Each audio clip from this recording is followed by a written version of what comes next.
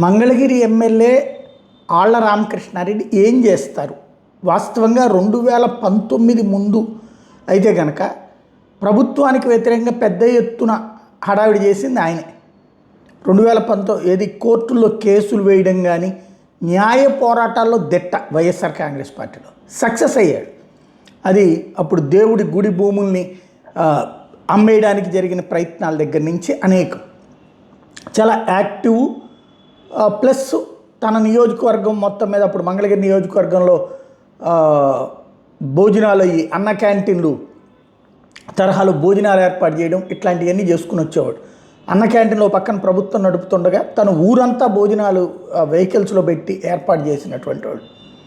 అయితే తర్వాత 2019లో గెలిచాక ఆయన మంత్రి పదవి ఇస్తానని హామీ ఇచ్చి, అది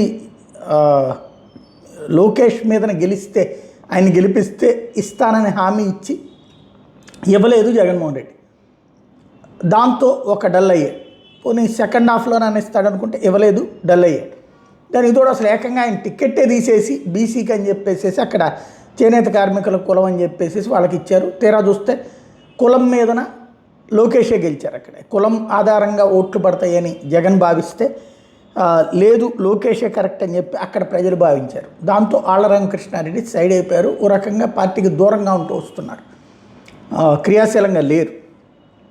ఇప్పుడు ప్రస్తుతం ఆళ్ల రామకృష్ణారెడ్డి అప్పట్లో పెట్టినటువంటి కేసులు ఏదైతే ప్రభుత్వం ఉన్నప్పుడు ఇన్నర్ రింగ్ రోడ్డు నిర్మాణానికి సంబంధించి ముందు ఒక ప్లాన్ చేసి ఆ తరువాతన తెలుగుదేశం నాయకులు చంద్రబాబు వీళ్ళందరూ భూములు కొనుక్కుని ఆ కొనుక్కున్న భూముల దగ్గరికి అలైన్మెంట్ తీసుకెళ్లారు.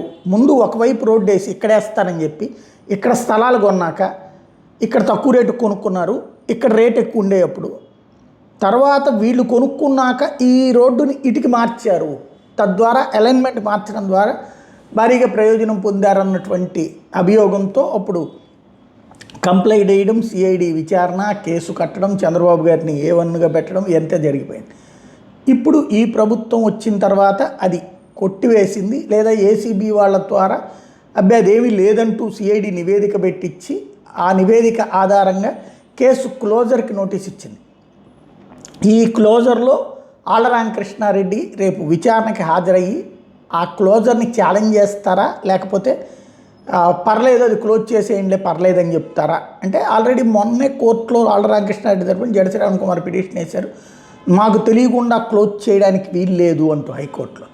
ఇప్పుడు జరుగుతోంది, విచారణ జరగబోతోంది. మరి ఏం జరుగుతుంది ఈ వ్యవహారంలో అంటే ఆళ్ళ మళ్ళీ యాక్టివ్ అవుతారా లేదా చూడాలి.